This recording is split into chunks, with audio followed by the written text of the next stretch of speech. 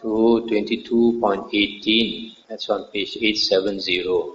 At Savatthi, Buddha said, monks, body is impermanent, body or form. The cause and condition for the arising of form or body is also impermanent. As body has originated from what is impermanent, how could it be permanent? Feeling is impermanent. Similarly, perception, volition, consciousness is impermanent. The cause and condition for the arising of the aggregates is also impermanent. As the aggregates have originated from what is impermanent, how could it be permanent? Seeing thus, he understands. Seeing thus, the learned noble disciple experiences revulsion towards form or body, revulsion towards feeling, perception, volition and consciousness. Experiencing revulsion, he becomes dispassionate. Through dispassion, his mind is liberated. When it is liberated, there comes the knowledge it's liberated.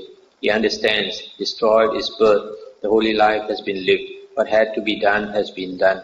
There is no more for this state of being. So here the Buddha is saying that the aggregates are impermanent and the cause and condition for the arising of the aggregates is also impermanent. So because the aggregates have arisen from what is impermanent, how can we take it to be permanent? What does this mean? This means, for example, one day suppose you walk along the path and then you see a beautiful flower.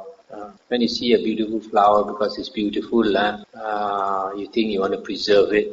But then this flower came about because of certain conditions, because of the plant was there, because of rainfall, because of sunlight, because of fertilizer and all that, the air and all that. Then the flower emerged one day. But because the flower is dependent on so many conditions, and those conditions that the flower is dependent on are also impermanent. So how can the flower itself be permanent? So for example, the flower depends on the plant itself.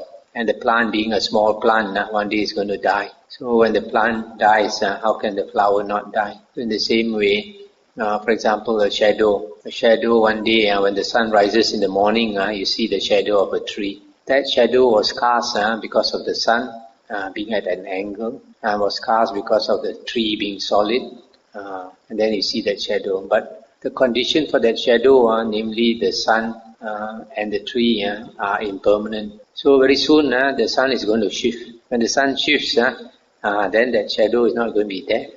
So since the shadow is impermanent, and the condition for it to arise is also impermanent, so the shadow is even more impermanent than the condition for it to arise. Right? So in the same way, our body and our mind is dependent on so many conditions, and all these conditions are impermanent. So because all these conditions that support our body and mind is impermanent, then our body and mind is even more impermanent since it's dependent on so many conditions. So that's how we should not want it to be permanent, because it can never be permanent. So without being permanent, we should not attach to it, because very soon it will disappear.